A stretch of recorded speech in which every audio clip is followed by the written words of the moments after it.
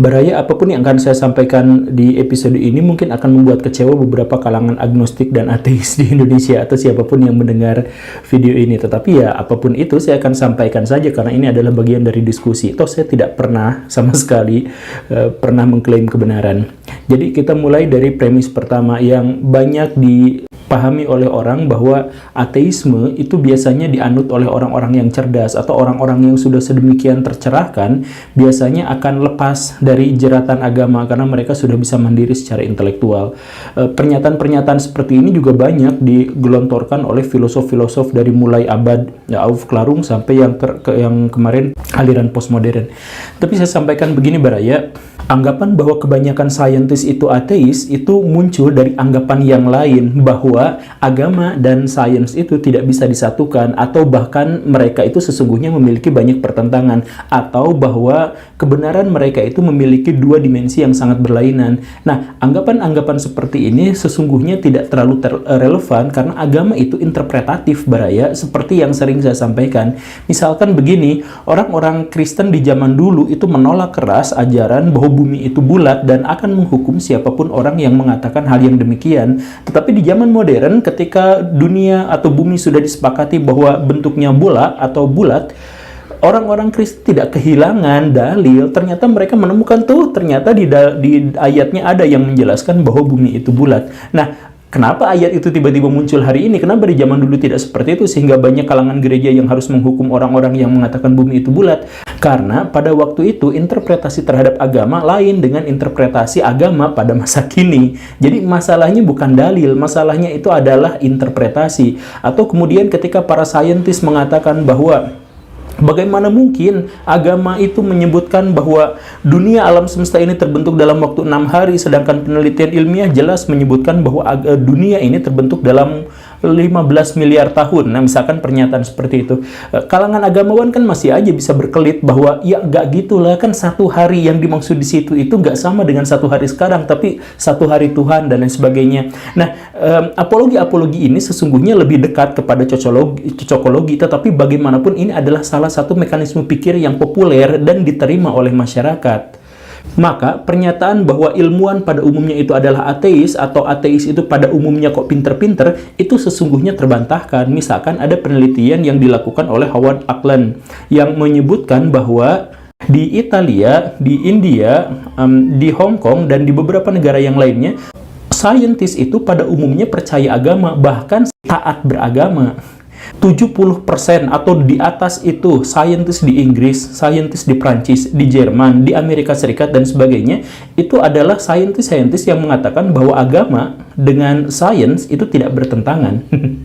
Lalu kalau bukan sains yang jadi penyebabnya, lalu apa yang menyebabkan perkembangan ateisme itu begitu signifikan pada tahun 1900 sampai 1999? Jawaban yang paling sederhananya adalah memang sains. Tetapi bukan sains sebagai esensinya, melainkan sains sebagai lonjakannya. Baraya, satu hal yang harus digarisbawahi adalah bahwa tidak ada dalam sejarah peradaban manusia sebuah teknologi yang bisa bergerak secepat dari tahun 1900 sampai 1999. Ini revolusi yang benar-benar dahsyat. Bahkan revolusi industri akan ngumpet dan merasa malu disebut revolusi kalau melihat revolusi ilmu pengetahuan yang berkembang di abad ke-20.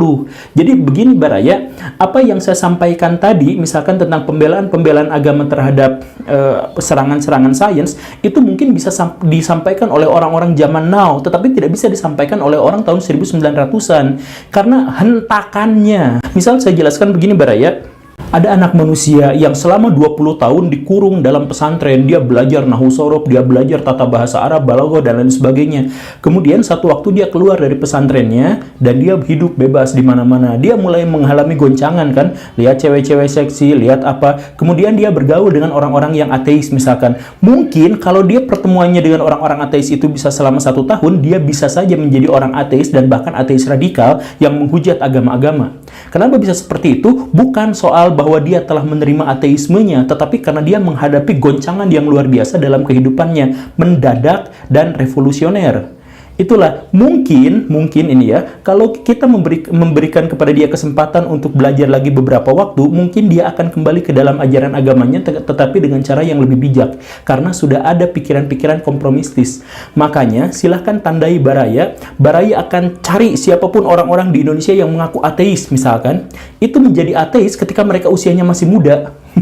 Gak ada orang yang sudah tua, bangkotan gitu, sudah makan asam garam kehidupan, bla bla bla bla, kemudian di akhir hidupnya dia bilang saya ateis gitu. Itu jarang sekali. Kenapa seperti itu? Karena yang jadi masalahnya itu bukan soal penerimaan dia terhadap sains atau penerimaan dia terhadap kebenaran, tetapi perubahan pandangan yang sangat mendadak. Misal, saya juga punya temen, misalkan dia tuh taat beragama banget gitu ya. Tetapi setelah 10 tahun berdebat di Facebook tentang ajaran agama yang mana yang benar, dia kemudian pindah ke Kristen. Tak lama kemudian setelah itu dia langsung menyatakan, mendeklarasikan diri sebagai ateis. Kenapa? Karena ternyata semua agama itu bohong semua, dan lain sebagainya, dan seterusnya, dan seterusnya. Saya pengen bilang begini Baraya, kalau memang orang pindah agama itu hanya gara-gara perdebatan di Facebook, itu harganya di mana? Itu murahan banget dalam tanda kutip, saya mohon maaf ya, itu murahan banget. Saya sampaikan begini Baraya, ini misalkan ya, Baraya mencintai seseorang, ada seorang cewek cantik luar biasa, pokoknya mah Baraya habis-habisan dia. Kita semua mengenal ada orang yang bisa bunuh diri, ada orang yang membunuh orang, ada orang yang melakukan penipuan, perampokan, dan sebagainya, dan itu latarnya cinta. Itu adalah hal yang lumrah di novel-novel maupun di dunia nyata, kita mengetahui itu. Tetapi kalau kita masuk ke dunia sains, misal ya, ternyata cinta itu garing Baraya, cinta itu gak ada apa-apanya. Cinta itu hanya terkait dengan hormon-hormon, yaitu progesteron, testosteron, feromon, oksitosin, yang karena satu hal terlecut oleh listrik statis di dalam otak sehingga bereaksi sedemikian rupa dan memunculkan rasa ketertarikan. Nah, cinta itu bermula dari hal-hal yang seperti itu, dan saintis zaman sekarang bisa sangat mudah menghilangkan cinta itu dengan merekayasa otak, merekayasa feromon-feromon dan sebagainya di dalam otak. Yang gay bisa jadi normal, dalam tanda kutip, jadi hetero, yang hetero bisa jadi gay dan sebagainya. Saintis zaman sekarang bisa melakukan itu. Karena apa? Karena cinta itu begitu mudah dalam tataran sains, begitu sederhana. Tetapi kalau saya tanyakan kepada Baraya mau nggak cintanya dihilangkan? Atau Baraya, sebenarnya cinta itu garing, itu hanya feromon aja yang bereaksi terhadap listrik statis. Baraya mau diperlakukan seperti itu, atau kemudian dengan cara seperti itu Baraya hilang langsung cintanya? Kan enggak, Baraya tetap bisa menikmati cinta, Baraya tetap bisa menderita karena cinta dan sebagainya, walaupun Baraya sudah mengetahui bahwa cinta itu sesungguhnya adalah hal yang sangat sederhana yang terjadi di dalam otak. Jadi demikian pun dengan agama, hanya gara-gara Baraya kemudian mengetahui ada fakta-fakta yang ternyata bertentangan dengan agama, itu tidak serta-merta menyebabkan Baraya hilang imannya. Kan itu hanya satu dimensi di antara sekian banyak dimensi. Dengan demikian, maka ateisme dalam hal ini itu muncul dari orang-orang yang melihat agama dalam perspektif yang sempit dan garing, yang melihat segala sesuatu hanya dari rasionalisme yang kering. Memandang agama itu tidak bisa hanya dilihat dari satu dimensi saja Baraya, bahwa pembuktian benar dan salahnya agama itu dilihat dari kemampuan kita dalam merasionalisasikan sesuatu, atau dilihat dari pembuktian-pembuktian empiris saja. Kalau seandainya pernyataan itu benar, maka orang-orang yang ranking 1 di kelasnya itu, atau profesor-profesor itu pasti akan menjadi orang-orang paling bahagia di seluruh dunia. Tetapi kan pada faktanya tidak seperti itu Baraya. Faktanya adalah terkait dengan agama kita membutuhkan terlalu banyak hal. Untuk meninggalkan satu agama kita membutuhkan terlalu banyak hal, bukan hanya kemampuan logika, empiris, silogisme, dan lain sebagainya. Kan banyak juga orang-orang yang tetap beragama walaupun mereka menguasai pengetahuan yang sangat luar biasa. Baraya, satu hal ya memang ini adalah pengalaman pribadi setiap orang. Saya tidak akan menghakimi apapun yang Baraya percayai. Cuman maksudnya, kalau orang-orang di masa lampau tahun 1900-an sampai 1945 itu begitu banyak orang yang keranjingan pada ateisme, banyak orang-orang yang pindah pada ateisme, itu bukan gara-gara sains, tetapi gara-gara pendadakan sains atau revolusi sains yang sangat luar biasa. Begitu, itu kesimpulannya. Kemudian masalah yang kedua, apa yang menyebabkan ateisme itu berkembang sangat pesat di seluruh dunia pada tahun 1900 sampai 1945 dan kemudian masih berkembang sampai akhir abad 20 adalah gara-gara perang. Begini Baraya, di masa yang sangat-sangat lampau, orang beragama itu karena pengetahuan. Jadi sebaliknya dari apa yang kita pahami sekarang, bahwa awal mula dari peradaban dunia itu muncul bukan gara-gara sains, tapi gara-gara agama. Bahkan sains itu muncul gara-gara agama. Kita mengetahui situs-situs manusia purba paling kuno itu yang ditemukannya itu adalah bekas-bekas peninggalan hal-hal yang terkait dengan spiritualisme. Kita bisa menemukan dolmen, kita bisa menemukan menhir. Itu semua dibuat oleh manusia-manusia yang bahkan belum menciptakan tata pemerintahan, tetapi sudah mengenal hal-hal yang terkait dengan spiritualisme. Atau kalau Baraya misalkan main ke Mesir kuno, ke zamannya Seti, Tutankhamun, atau yang lain sebagainya, mereka menciptakan piramid dengan ilmu pengetahuan terkait dengan matematika dan astronomi yang sangat luar biasa itu gara-gara kepercayaan mereka terhadap dewa-dewi. Atau kalau Baraya misalkan menemukan rumus Pitagoras yang menyebutkan bla bla bla bla. Siapa penemunya adalah seorang mistisme, adalah seorang yang berusaha untuk mengungkap fakta dari rahasia-rahasia angka-angka Tuhan dia sebutnya. Nah, artinya peradaban itu muncul awal mulanya dari agama-agama. Kemudian di zaman modern itu ada perubahan. Ternyata ilmu pengetahuan itu mampu melampaui agama-agama. Ternyata pembuktian-pembuktian rasional dan empiris yang diketahui oleh orang-orang zaman modern itu telah menggugurkan klaim-klaim agama terdahulu. Maka, Maka di zaman modern itu kemudian orang-orang memisahkan antara agama dengan sains, epistemologinya dipisah dan sebagainya. Jadi agama tidak lagi menjadi landasan logika, tetapi agama masih dipertahankan karena dia masih memiliki dimensi emosi. Seperti yang saya sampaikan tadi, agama itu tidak hanya terkait dengan sains dan pengetahuan, ada dimensi yang lain. Apa itu? Nah, sekarang kita bahas dimensi emosi. Manusia itu sangat membutuhkan agama karena satu hal, mungkin karena rasa takut terhadap kegelapan, mungkin rasa takut terhadap sesuatu yang belum dikenali dan sebagainya. Ya, kurang lebihnya seperti itu. Nah, jadi agama masih bisa bertahan, tetapi di tahun 1900-an itu ada goncangan besar terhadap emosi. Apa? Yang tadi saya sebut, perang besar. Sepanjang tahun 1900 sampai 1945 itu ada sekitar 100 juta orang yang meninggal dan sekitar 1 miliar keluarga yang berduka karena perang yang sangat luar biasa. Perang Dunia I, kemudian krisis ekonomi besar-besaran, dan Perang Dunia Kedua. Dampaknya luar biasa, Baraya. Tragedi itu menghancurkan emosi sedemikian rupa. Kalau Baraya misalkan masih membingungkan apa hubungannya antara ateisme dengan perang, pada faktanya adalah kalau ada orang yang sudah tidak lagi percaya kepada agama karena logika dan dia hanya percaya gara-gara emosi, kemudian emosinya juga dihancurkan gara-gara tragedi yang namanya perang yang sangat luar biasa bengis dan menakutkan itu, banyak orang yang akhirnya beralih pada Tuhan.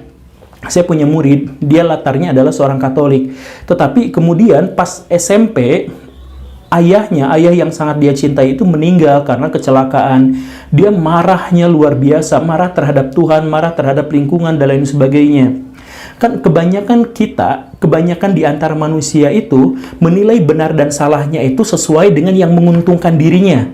Kalau ada orang yang selalu memberi pada kita, kita sebut orang itu baik. Kalau ada orang yang selalu mengambil dari kita, kita sebut orang itu tidak baik. Kan seperti itu. Di antara Baraya juga kan banyak orang yang seperti itu. Baraya sangat setuju memuji-muji saya kalau apa yang saya sampaikan sesuai dengan apa yang Baraya inginkan. Tetapi kalau apa yang saya sampaikan tidak sesuai dengan yang Baraya inginkan, Baraya sebut saya ini bodoh atau apa yang semacam itu. Kan manusia itu selalu berpikirnya seperti itu. Nah, termasuk juga banyak sekali di antara manusia yang mengaitkan antara Tuhan dengan tragedi dirinya. Kalau Tuhan terus-terusan memberikan kepada dia kemakmuran apa dan sebagainya, maka Tuhan maha baik, kami bersyukur karena Tuhan bla bla bla bla bla. Tetapi ketika suatu kali dia mengalami tragedi yang sangat luar biasa, maka dia sebut Tuhan itu jahat. Dan kalau Tuhannya sudah jahat, maka banyak di antara mereka yang akhirnya menghina, mengejek, dan tidak percaya lagi pada Tuhan. Alasan-alasan emosional itulah yang pada akhirnya meningkatkan ateisme sampai taraf yang paling tinggi. Dan kalaupun apa yang saya sebutkan misalkan disebut sebagai common sense, setidaknya common sense itu terlihat dari data-data bahwa melonjaknya ateisme di seluruh dunia itu berhubungan erat atau sama dengan kejadian Perang Dunia I dan Perang Dunia Kedua. Jadi, dalam hal ini kesimpulannya adalah bahwa ternyata untuk menjadi seorang ateis bukan gara-gara dia rasional, tapi gara-gara dia emosional. Begitulah ya. Kemudian kita menemukan alasan yang ketiga, kenapa banyak sekali orang-orang ateis yang muncul di abad ke-20, yaitu bahwa banyak sekali orang-orang beragama atau orang-orang yang dianggap sebagai agamawan itu jahat luar biasa. Kita kenal itulah Baraya, tidak bisa disangkal lagi ya, bahwa orang-orang yang dikatakan agamawan itu banyak sekali orang-orang yang jahat. Bahkan yang lebih buruk daripada itu adalah mereka terbiasa untuk mengalasi kejahatan-kejahatannya itu dengan nama-nama Tuhan. Kemarin kita pernah singgung ada orang yang miskin, ada orang yang malas bekerja, dia emang 100% pemalas, aslinya dia itu memang pemalas. Tetapi ketika dia ditanya, kenapa kamu malas? Ya karena ini kan rezeki Tuhan itu nggak bisa kita atur sendiri, nggak bisa gara-gara kita kerja kemudian kita jadi kaya. Kan banyak faktanya, mereka kan biasa bilang begitu ya. Kan banyak faktanya itu ada orang yang kerja keras, miskinnya sama dengan miskin saya, tapi ada orang yang malas-malasan, cuma tanda tangan aja, gajinya miliaran. Kan banyak orang yang seperti itu. Ini adalah nasib. Yang penting kamu mau kaya mau miskin itu harus beribadah kepada Tuhan. Kan pikirannya banyak orang yang mengatakan seperti itu. Jadi dia menggunakan dalil-dalil agama untuk melegitimasi kemiskinan dan kemalasannya dia. Atau sebaliknya, ada orang yang terbalik, orang kaya raya perlente, dia rakus luar biasa, dia kaya, jalan-jalan ke Eropa, beli mobil Lamborghini dan lain sebagainya. Dapatnya dari mana? Dapatnya dari uang dari jemaahnya.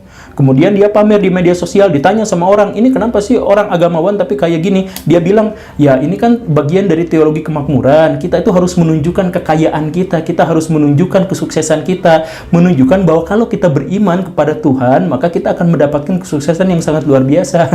Padahal itu ngambil dari duit jemaah ya. Ya Baraya, kalau mau rakus, mau bilang rakus aja, ngapain juga bawa-bawa nama Tuhan. Kalau Baraya pemalas, pemalas aja, ngapain bawa-bawa nama Tuhan. Tetapi kan faktanya seperti itu. Orang-orang yang sekarang sangat terkenal sebagai agamawan di Indonesia misalkan, itu adalah orang-orang yang teriak-teriak, kita memang harus membenci orang-orang kafir itu, karena pada prinsipnya orang kafir sama orang muslim itu harus saling membenci. Kalau kamu tidak membenci kekafiran, kalau kamu tidak membenci orang kafir, maka iman kamu itu dipertanyakan. Nah, banyak kan orang-orang yang ceramahnya seperti itu, menjelek-jelekin kafir dan sebagainya. Nah, itu sebenarnya bukan gara-gara dalil agama, tetapi itu sesungguhnya adalah karena pada dasarnya dia memang pemarah, pada dasarnya dia hatinya penuh kebencian, pada dasarnya dia memang menderita, dan pengen menutup penderitaannya itu dengan menjelek-jelek pihak yang lain. Kita harus bumi hanguskan itu orang-orang kafir dan sebagainya. Ini adalah terkait dengan akidah kita. Nah, Baraya, kalau sampai ada orang yang mengatakan kejahatannya sebagai ini adalah bagian dari akidah kita, dia sesungguhnya tidak pernah peduli dan tidak pernah tahu bahwa ada orang-orang di sekelilingnya yang melihat ceramahnya itu yang ngedumel dalam hati. Kok akidahnya salah? Kok akidahnya gini? Akhirnya banyak yang memunculkan ateisme. Akhirnya semakin banyak orang-orang yang meragukan agamanya sendiri. Kenapa seperti itu? Karena dia melihat kebenaran itu dilihat dari simbolnya. Maka dalam satu sisi ateisme itu wajar karena kejahatan dari kalangan agamawan. Tetapi di sisi lain, orang yang menjadi ateis gara-gara melihat agamawan yang kurang ajar itu, berarti dia melihat kebenaran dari sudut pandang simbol-simbolnya saja. Artinya, ya berarti dia nggak intelek-intelek amat dalam konteks itu, begitu Baraya. Ya, saya katakan ya, bukan berarti orang-orang yang ateis itu banyak yang tidak intelek. Sebaliknya, kita memang tidak bisa menghindari bahwa banyak sekali orang-orang ateis itu yang muncul gara-gara pencerahan dia atau gara-gara pengetahuan dia yang sangat luar biasa, ya kita akui itu. Tetapi kebanyakan orang-orang ateis, sebagian besar yang kita kenal sekarang yang dilihat dari statistik ini, muncul gara-gara alasan-alasan yang tidak terlalu rasional, tetapi muncul dari alasan-alasan yang emosional. Rumusannya sederhananya gini Baraya, kalau Baraya pengen dapat kekuasaan instan, maka Baraya harus membuat orang-orang tidak memiliki pilihan, sehingga dia akan menjadi bawahan yang baik. Kalau misalkan Baraya pengen jadi orang kaya secara instan, maka miskinkan orang lain. Kalau Baraya ingin menjadi orang pintar atau terlihat sebagai orang pintar, maka Baraya harus berhadapan dengan orang-orang bodoh gitu. Itu rumusannya sangat sederhana seperti itu, dan itulah yang dilakukan oleh Mama Gufron, Oknum Habib, kiai-kiai palsu dan sebagainya. Tapi coba mari kita bahas sama-sama beberapa detail kecil yang kita sebut anggaplah sebagai rukun imun Mama Gufron dan teman-temannya gitu ya. Jadi yang pertama, mereka akan melontarkan sesuatu yang sangat-sangat menakutkan, mendoktrin manusia dengan rasa takut yang sangat luar biasa.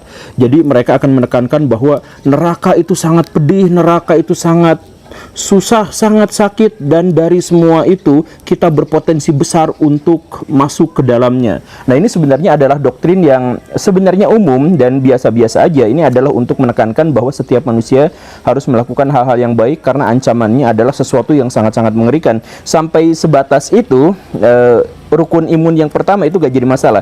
Tapi ketika masuk ke dalam rukun imun yang kedua, nah itu mulai didoktrin dengan inferioritas. Jadi coba, dengan penderitaan di neraka yang sedemikian besar dan berbahaya itu, kalian punya bekal apa? Kalian gak punya. Jadi ditekankan, kalian gak punya apa-apa. Ibadah masih gak bener, mau sholat aja artinya gak hafal, mau baca Quran aja boro-boro menafsirkan, boro-boro mengerti, orang masih terbata-bata juga. Kan di doktrinnya seperti itu. Kalian tuh tidak bisa apa-apa. Dan karena itu ketika kalian tidak bisa apa-apa, maksiat masih banyak dan sebagainya, potensi masuk ke dalam neraka yang sangat mengerikan itu menjadi potensi yang sangat besar.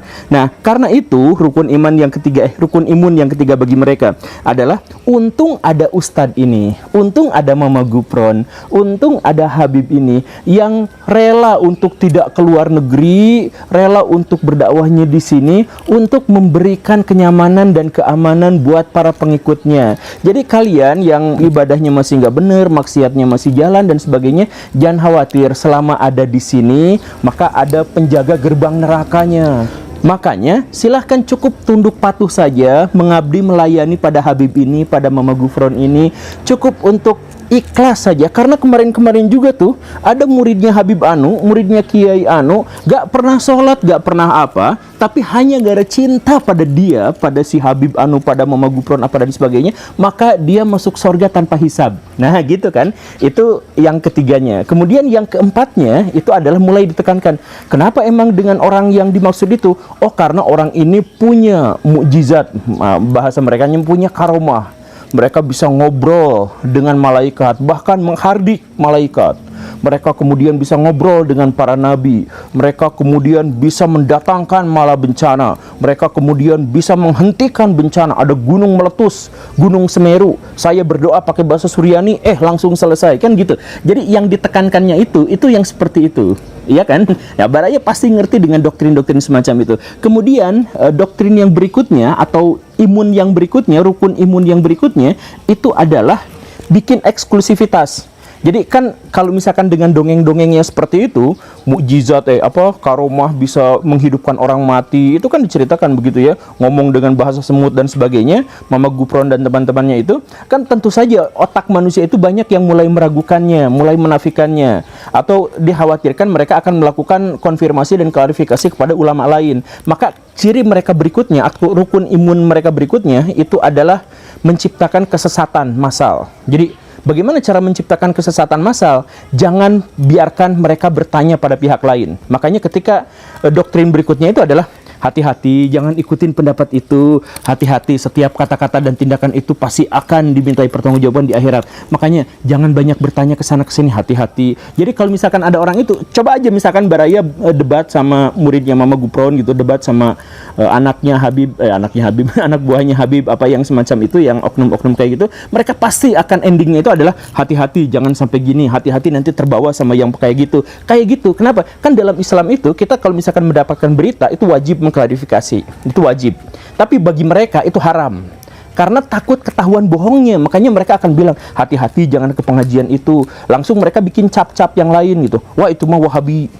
Wah, itu mah Islam ini. Wah, itu mah begitu. Nah, bikin cap-cap yang semacam itu biar kita semua itu tidak melakukan konfirmasi. Jadi kesesatan yang sudah masuk ke dalam diri kita itu akhirnya langgeng, lestari dalam diri kita. Sama seperti Baraya ibaratkan misalkan kalau Baraya tersesat di gunung, sebenarnya Baraya itu sangat berpotensi untuk bisa kembali ke peradaban. Lebih banyak orang tersesat yang kembali ke peradaban daripada yang tersesat sampai meninggal di gunung. Iya kan, seperti itu. Kenapa bisa seperti itu? Karena orang bisa bertanya. Ada pendaki lain bertanya, ada apa bertanya, petugas yang lagi keliling bertanya gitu kan. Ada monyet jalan-jalan, kita bisa tanya ke situ. Nah, tapi kalau mereka itu karakteristiknya adalah, kalau misalkan ada pendaki yang lain, hati-hati, jangan-jangan itu jin. Kalau misalkan kamu mendekatinya, kamu bertanya sama dia, maka akan semakin disesatkan. Makanya jangan bertanya, kan gitu. Jadi mereka juga seperti itu. Itu rukun imun yang kelima. Dan rukun imun yang keenam pada akhirnya itu adalah mengajak kita atau mengeksploitasi para pengikutnya masuk ke dalam percaturan politik bahkan tanpa kita sadari gitu. Jadi setelah mereka dapat banyak pengikut, kan dapat pengikutnya itu banyak karena udah ditakut-takutin, kemudian dikasih tahu bahwa kamilah satu-satunya jalan yang benar, bahwa tidak boleh dikonfirmasi kepada pihak lain. Pengikutnya kan menjadi banyak, menjadi ribuan, menjadi apa? Orang bertanya-tanya, kok orang kayak gini pengikutnya masih banyak? Ya iyalah, kan didoktrin gitu ya. Nah, setelah didoktrin seperti itu apa? Diajak. Jadi partai politik datang, Pak Mama Gupron atau Pak Habib Anu, Pak siapa, tolong dong, ini saya mau pilkada, mau pemilu, saya minta perolehan suara sekian-sekian. Oh boleh, karena kalau saya mengeluarkan kata-kata itu semua murid pengikut saya itu ikut. Jadi sok aja. Ya, tapi ini kalau misalkan apa Dede? Tapi syaratnya itu kepentingan-kepentingan kami itu diakomodasi ya sama politikus anu. Oh iya siap. Nah makanya di Indonesia itu banyak dalam tanda kutip aturan-aturan yang sangat aneh tetapi sesuai dengan kepentingan-kepentingan orang yang nggak jelas gitu. Jadi misalkan ya ada aliran sesat di Indonesia itu banyak. Tapi kenapa masih sampai sekarang masih bertahan, masih ada yang seperti itu? Karena diduga itu ada kontrak politik dengan politikus-politikus tertentu sehingga tidak digerebek. Jangankan polisi, jangankan Satpol PP yang mencoba menggerebek, MUI bungkam. Gak tahu sih loh. Jadi kalau misalkan ada penyesatan di luar sana, MUI itu gercep banget gitu. Tapi ini mah indikasi gitu ya kemungkinan. Gercep banget. Tapi kalau misalkan ada yang seperti ini, seret banget, susah sekali untuk mengeluarkan fatwa. Walaupun sudah jelas secara literal, secara harfiah, secara aktual itu bisa dibuktikan kesesatannya, tapi mereka akan mengabaikan itu semua gitu. Nah gitu kan, ya mungkin diduga. Nah kalau yang lobby politik ini tidak bisa saya buktikan, makanya saya hanya bisa menduga gitu. Duga ada kepentingan-kepentingan politik. Jadi kalau misalkan ada orang mau pemilu, mau menang, gimana caranya? Ya bikin kontrak, bikin ijtima atau bikin apa dengan yang junjunan-junjunan itu, mau Mama Gupron, mau apa segala rupa, nanti dia bisa menang kan kayak gitu. Makanya sekali lagi ya, rukun imun yang pertama saya ulangi lagi ya. Jadi yang pertama itu adalah menakut-nakuti dengan surga, neraka dan sebagainya. Kemudian yang kedua itu adalah menegaskan inferioritas kita dalam ibadah. Kita nggak akan ngerti Allah, nggak akan ngerti Al-Quran, kita nggak bisa menafsirkan dan sebagainya. Kemudian yang ketiga, mereka akan menjadi panitia surga. Maka kalian bisa masuk surga dengan bantuan kami, dengan syafaat dari kami. Makanya cukup aja, udah dengerin, ikuti aja kami, cukup cintai kami saja, maka semuanya akan beres, semuanya akan masuk surga. Itu kan yang ketiga. Kemudian yang keempat itu melakukan glorifikasi. Kenapa bisa seperti itu? Ya karena kami adalah keturunan dari Anu, karena kami sudah mencapai akhirat, karena kami sudah bisa bertemu dengan para nabi, sudah bisa bahasa semut, sudah bisa bahasa T-Rex, sudah bisa bahasa asteroid, bahasa alien dan sebagainya. Karena kami itu memiliki karomah, dengan karomah yang bisa menghidupkan orang mati, menurunkan hujan dan sebagainya. Itu yang keempat. Kemudian yang kelima itu adalah melakukan penyesatan, yaitu hati-hati, ya, jangan ikutin situ, hati-hati, jangan ikutin situ. Nanti kata-kata kamu akan dimintai pertanggungjawabannya, hati-hati. Itu yang kelima. Dan kemudian yang terakhir, baru mereka akan dieksploitasi untuk kepentingan-kepentingan politik. Nah, menurut Baraya, 6 pernyataan yang saya katakan itu nyata nggak, relevan nggak, relate nggak dengan kenyataan? Menurut Baraya ini mah ya. Kalau misalkan menurut Baraya relate, ya saya pikir sih iya. Makanya silahkan cek. Makanya ya, kalau misalkan Baraya dapat sebuah berita atau pernyataan dari saya nih, pernyataan dari saya, langsung klarifikasi. Saya mah nggak menyatakan, saya nggak pernah mengklaim bahwa saya yang paling benar, enggak. Saya ngajak Baraya untuk langsung klarifikasi, datang ke pengajian-pengajian mereka, kemudian merasakan bahwa 6 rukun imun yang saya sebutkan ini pasti Baraya akan merasakannya. Dan setelah itu Baraya tentu saja tahu dampaknya seperti apa dan keuntungan yang besar buat mereka seperti apa, sedangkan kerugian buat kita itu apa. Dan saya masih tetap dikatakan sebagai orang jahat yang menyesatkan umat manusia ketika saya mencoba mengajak Baraya untuk bertanya kepada pihak lain. Terima kasih karena sudah menyimak. Saya Guru Gembul. Assalamualaikum warahmatullahi wabarakatuh.